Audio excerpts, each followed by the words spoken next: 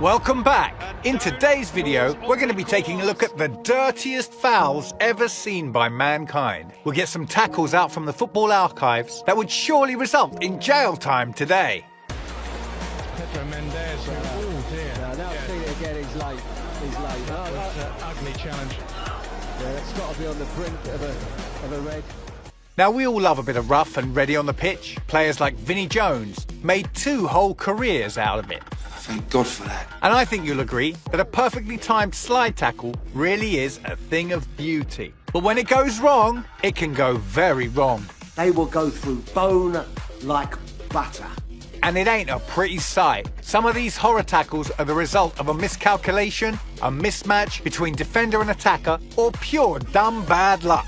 But others are pure and absolute filth and would look more at place in a cage fight. Make sure you stick around to the end of the video to see one tackle that changed the course of football history forever. Boris Johnson might have had a bad rep in the world of politics, but he sure knows how to time a tackle, whether he's ploughing through kids playing rugby in Japan, or giving Maurizio Galdino a big reducer during an England-Germany charity match. I think it's fair to say Bojo would have made a ferocious centre-back. Joking aside, let's have a look at some of the dirtiest fouls in football history. We all know that football in the 70s and 80s was a far cry from the modern game, not a single snud in sight for a start. These days, you could get arrested for some of the tackles that went flying in back when Maradona was in his prime. And so we start in Spain. The year is 1983, when players didn't have protection from VAR, multiple camera angles and super slow-mo footage. So it took something special, or should that be infamous, when Andoni Goicoechea earned himself the nickname of the Butcher of Bilbao. I don't think that had much to do with his award-winning chorizo either. Goicoechea's physical Atletico Bilbao team was a clear second best to Barcelona, with Maradona pulling all the strings. That is, until Goicoechea took matters into his own hands and lunged in on the Argentinian playmaker from behind, folding his ankle like an origami swan. The enforcer wasn't even shown a yellow, although he was later suspended for 10 games for the horrific challenge that saw Maradona stuck on the lines for 9 miserable months.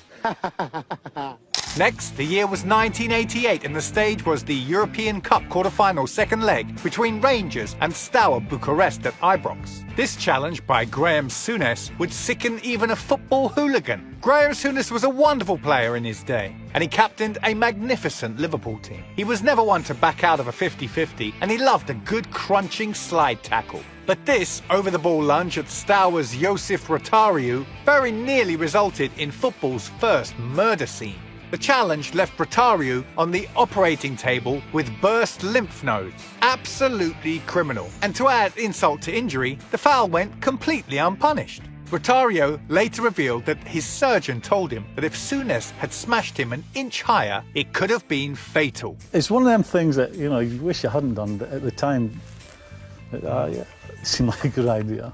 Next, we visit Spain for the 1982 World Cup. The semi-final between West Germany and France was guaranteed to be a competitive and feisty affair. Reigning European champions West Germany were a strong side, lining up with the likes of Paul Breitner and Karl-Heinz Rummenigge, with the French team featured all-time great Michel Platini and Jean Tigana.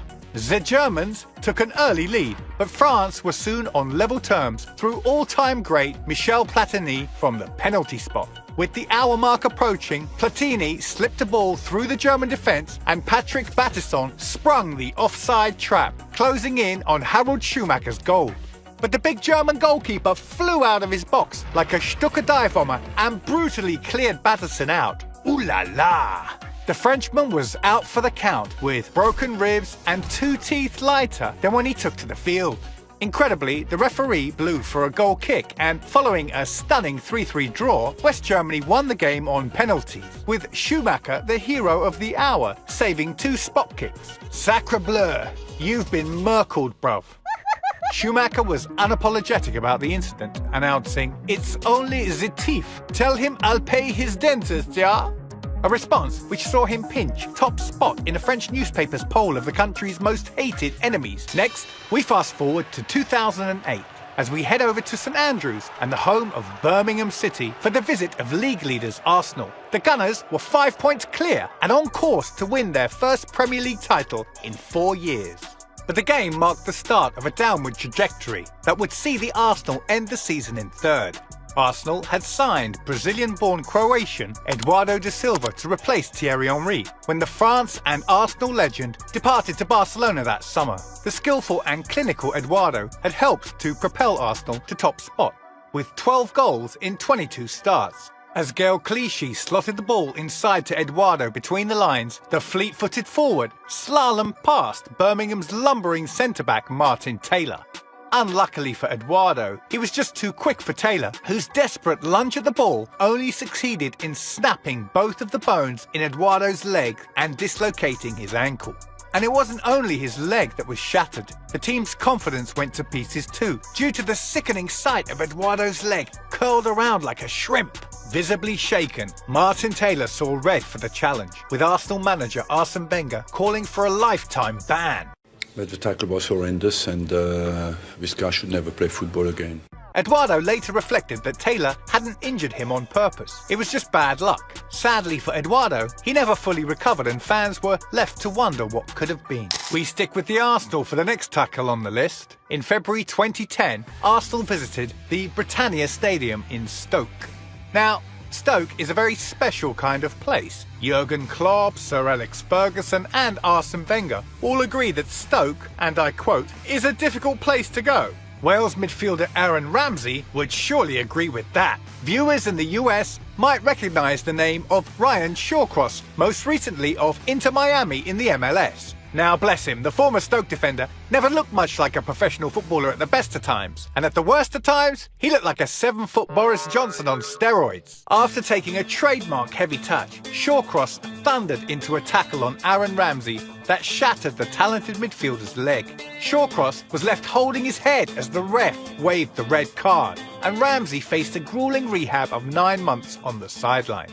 Now, if you were wondering why Stoke is such a special place, then bear in mind that they booed Ramsey whenever he came back to town, and their favourite chant afterwards was, "Aaron Ramsey, he walks with a limp."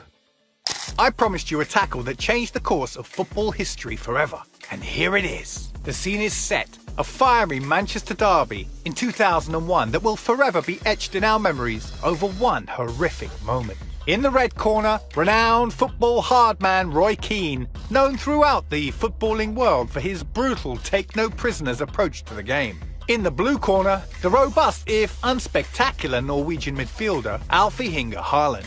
Now this tackle has a bit of a backstory. Back in 1997, when Haaland played for Leeds United, Roy Keane tore his cruciate ligament in an innocuous challenge with Haaland, who stood over him and gave him an earful, assuming the Irishman had gone to ground in search of a penalty and was faking injury. Out of action for almost a year, Keane later wrote in his autobiography, "I did want to nail him. I wanted to hurt him and stand over him." And when the two faced off at Old Trafford, boy oh boy did Keane get what he wanted. Keane lashed out at Haaland with a stamp that connected above the knee, ragdolling the Norwegian and sending him straight to hospital. Shocking. Keane hurled abuse at Haaland as he stood over his victim in an image that is as iconic as the photo of Muhammad Ali standing over Sonny Liston.